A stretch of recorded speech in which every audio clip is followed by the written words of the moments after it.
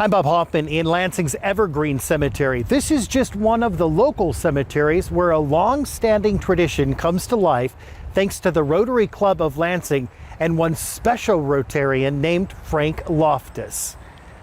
In 1924, Mr. Loftus started the tradition of bringing a fresh bouquet of flowers to a grave of a fellow Rotarian. 97 years later, members of the Rotary Club of Lansing carry that tradition on. It's hard to imagine that anything could be given back to you, right, from bringing flowers to a gravesite. And I think that sometimes when we are doing acts of good around, it's such an immediate gratification, right? We're bringing something to somebody who can say thank you. Rotarian Katie Crick is placing flowers on the grave of a deceased Lansing Rotarian whom she never had the opportunity to meet. Katie is one of the Rotary Club of Lansing members taking part in the club's annual Loftus Day tradition. It's really quite selfless, but we can honor them and their memories by coming and remembering how they affected our community. And so it feels very unique and sacred, I guess I would say.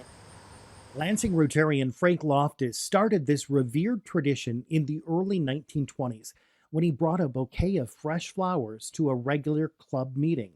Afterward, he took the flowers to the grave of Charles Nichols, a past Rotarian president who had recently died.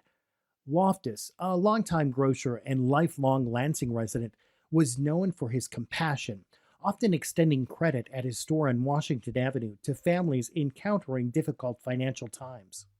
People leave a legacy, and we should not forget people who have made a contribution in the past. 97 years later, Loftus Day lives on. You know, we have some great figures of history that have been part of this club, past presidents of Michigan State University and other people who have just contributed so much to the greater Lansing area and to the world, frankly. The Rotary Club of Lansing is part of Rotary International. Rotary is an international service organization that's purpose is to bring together business and professional leaders to provide humanitarian service and to advance goodwill and peace around the world. The Rotary Club of Lansing is the only known Rotary Club in the world that annually, as a group, honors deceased club members. To think that someone might honor me in this way 97 years from now is actually heartwarming. If you're not a Rotarian, come on over to the Lansing Rotary Club. We're doing wonderful things in our community.